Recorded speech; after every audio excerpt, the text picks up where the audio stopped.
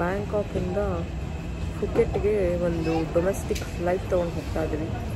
Airport ಸ್ವಲ್ಪ ಬೇಗನೆ ಬಂದ್ವಿ, ಯಾಕಂತಂದರೆ ನಮಗೆ ಏನು ಅಂದರೆ ಇಂಟರ್ನ್ಯಾಷನಲ್ ಇರೋದ್ರಿಂದ ಏನೂ ರಿಸ್ಕ್ ಆಗೋದು ಬೇಡ ಅಂತ ಸ್ವಲ್ಪ ಬೇಗನೆ ಬಂದಿದ್ದೀವಿ.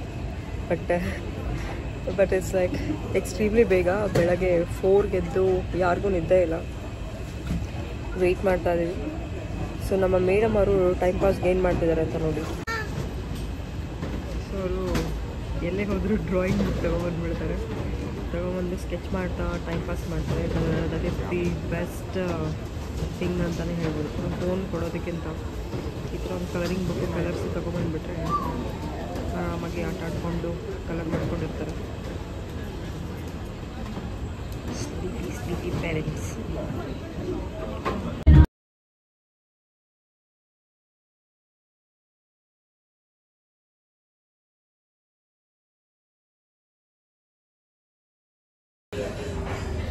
V are in the beautiful island ಫುಕೆಟ್.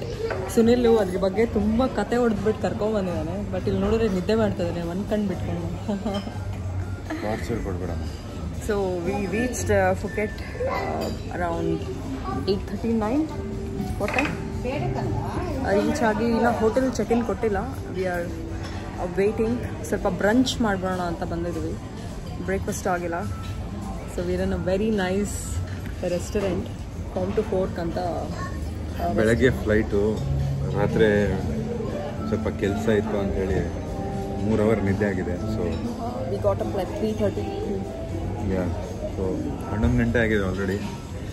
ಒಂದು ಅರ್ಧ ಗಂಟೆ ನಿದ್ದೆ ಆದರೆ ಸಖತ್ತಾಗಿರುತ್ತೆ. ಇನ್ನೂ ಬೆಡ್ ಸಿಕ್ಕಿಲ್ಲ, ಅದಕ್ಕೆ ಊಟ ಮಾಡಿಕೊಂಡು ಆಮೇಲೆ ಬೆಟ್ಟಿಗೆ ಹೋಗೋಣ ಅಂತ. ನಾವಿಲ್ಲಿ ಬ್ಲೂ ಮಂಕಿ ಅಂತ ಒಂದು ಸ್ಮಾಲ್ ಹೋಟೆಲ್ ಬುಕ್ ಮಾಡಿದ್ದೀವಿ. It's very cute and nice. Rooms ಇನ್ನೂ ರೆಡಿ ಇಲ್ಲ, but will go and show you the place. ಇವಾಗ ನಾವು Blue Monkey bed and breakfast ಅನ್ನುವಂಥ ಒಂದು ತುಂಬ funky stylish boutique ಹೋಟೆಲಲ್ಲಿದ್ದೀವಿ.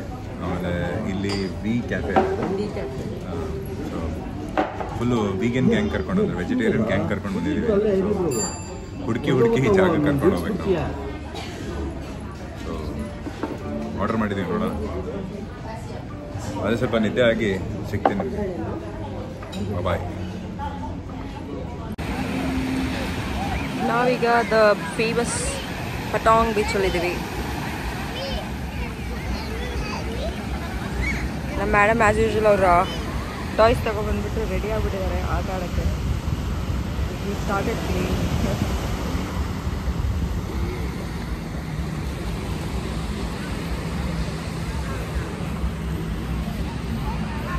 Very crowded beach ಅಂತಲೇ ಹೇಳ್ಬೋದು. ಸಿಕ್ಕಾಪಟ್ಟೆ ಜನ ಆಲ್ರೆಡಿ ಬಂದಿದ್ದಾರೆ. ಇನ್ನು ಸಂಜೆ 6 ಗಂಟೆ ಆಗಿದ ತಕ್ಷಣ ಇನ್ನೂ ತುಂಬಾ ಆಗುತ್ತೆ. Hello husband. ಇನ್ನೂ ನಿದ್ದೆ ಆಗಿಲ್ಲ. ಸರಿ, ನಾನು ನಿದ್ದೆ ಮಾಡ್ತಾನೆ ಇದ್ದಾರೆ 2 ಡೇಸಿಂದ. ಸೊ ಇವರು ಸೆಕೆಂಡ್ ಟೈಮ್ ಅಲ್ಲ, ಆಲ್ರೆಡಿ ಎಲ್ಲ ಎಕ್ಸ್ಪೀರಿಯನ್ಸ್. 10 ವರ್ಷ ಆದಮೇಲೆ ಹೆಂಗೆ ಕಾಣ್ತಿದೆ ಬೀಚ್? ಮೊದಲು ಜನ ಇರಲಿಲ್ಲ, ಈಗ ಜನ ಇದ್ದಾರೆ. ಹೇಗೆ ಜನಸಂಖ್ಯೆ ಜಾಸ್ತಿ ಆಗಿದೆ ಎಲ್ಲ ಕಡೆ. ಆಮೇಲೆ ಫ್ಲೈಟ್ ಟಿಕೆಟು ಸ್ವಲ್ಪ ಕಡಿಮೆ ಆಗಿದೆ. ಸೊ ಅದಕ್ಕೆ ತುಂಬ ಜಾಸ್ತಿ ಇದೆ ಜನ. ಆಮೇಲೆ ಸಿಟಿ ತುಂಬ ಚೇಂಜ್ ಆಗಿದೆ. ಏನು ಮಾಡೋಕ್ಕಾಗಲ್ಲ, ಜನ ಚಂಗುಳಿ ಜಾಸ್ತಿ ಆದಾಗ ಸಿಟಿ ತನ್ನ ಜಾಮ್ನ ಕಳ್ಕೊಳೋದು ಅದೇ ಆಗಿರೋದು. But it is good. ಇದು ಒಂಥರ over crowded beach and nice beach. ಇಲ್ಲಿದು one of the famous beach, Patong beach ಅಂತೇಳಿ. ಸೊ ಬನ್ನಿ ನೋಡ್ತೀನಿ. ಈ ಬೀಚಲ್ಲಿ ನೀವು ಹಿಂಗೆ ಪ್ಯಾರಾಸೈಲಿಂಗ್ ಮಾಡ್ಬೋದು. ಆಮೇಲೆ ಬೀಚ್ ಆ್ಯಕ್ಟಿವಿಟೀಸ್ ನಿಮಗೆ ಜೆಟ್ ಸ್ಕೀ ಅದು ಇದು ಎಲ್ಲ ಮಾಡ್ಕೋಬೋದು, ಸ್ಪೀಡ್ ಬೋಟು. ಆಮೇಲೆ ಇವತ್ತು ಈವ್ನಿಂಗ್ ಟೈಮಲ್ಲಿ ಸ್ವಲ್ಪ ಜಾಸ್ತಿನೇ ಇರ್ತಾರೆ ಜನ. ಯಾಕಂದರೆ ಯುರೋಪಲ್ಲಿ ವಿಂಟರ್ಸ್ ಇರುತ್ತೆ, ಇವಾಗ ಚಳಿ ಜಾಸ್ತಿ. ಸೊ ಅಲ್ಲಿಂದ ಜನ ಜಾಸ್ತಿ ಬರ್ತಾರೆ ಸ್ವಲ್ಪ ಬಿಸಿ ಕಾಯಿಸ್ಕೊಳಕ್ಕೆ. ಆಮೇಲೆ ಸನ್ಸೆಟ್ ನೋಡ್ಬೋದು ನೀವು ಇಲ್ಲಿ. ತುಂಬಾ ಒಳ್ಳೆ ಸನ್ಸೆಟ್ ಆಗುತ್ತೆ ಇಲ್ಲಿ. ಅದು ನೋಡಿ ಪ್ಯಾರಾಸೈಲಿಂಗ್. ಆ ಒಂದು ದಾರಾನ ಆ ಬೋಟಿಗೆ ಕಟ್ಟಿರ್ತಾರೆ, ಆ ಬೋಟ್ ಎಳ್ಕೊಂಡು ಹೋಗ್ತಾ ಇರೋದು.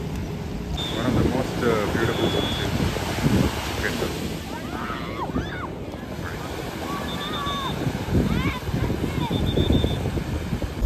ಈವ್ನಿಂಗ್. ಇಲ್ಲಿ ಪಕ್ಕ ಮಾರ್ಕೆಟಿಗೆ ಬಂದಿದ್ದೀವಿ. ಇಲ್ಲಿ beach ಪಕ್ಕದಲ್ಲಿರುವಂತಹ market.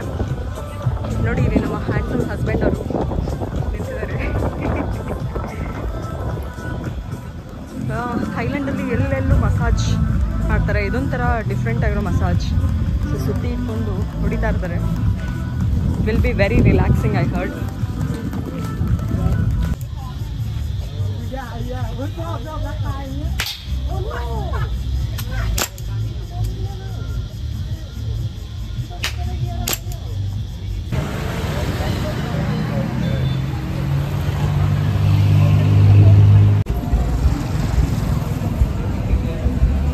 Beach full of vibes ಇದೆ. ಸೊ ಒಳಗಡೆ ಹೋಗಿ ಎಕ್ಸ್ಪ್ಲೋರ್ ಮಾಡೋಣ ಹೇಗಿದೆ ಇದು ಅಂತ. ಇದು ಬಂದು ದ ಗ್ರೇಟ್ ಬಾಂಗ್ಲಾ ಸ್ಟ್ರೀಟ್ ಅಥವಾ ಪತಾಂಗ್ ಬೀಚ್ ಸ್ಟ್ರೀಟ್ ಅಂತ ಹೇಳಿ. ಏನು ಥೈಲ್ಯಾಂಡ್ ಕೆಲವು ರೀಸನ್ಸ್ಗೆ ಫೇಮಸ್ ಇದು, ಅದರಲ್ಲಿ ಒಂದು. ಬನ್ನಿ ನೋಡೋಣ ಏನೇನಿದೆ. ಇದೆಲ್ಲ ಲೀಗಲ್ ಇಲ್ಲಿ.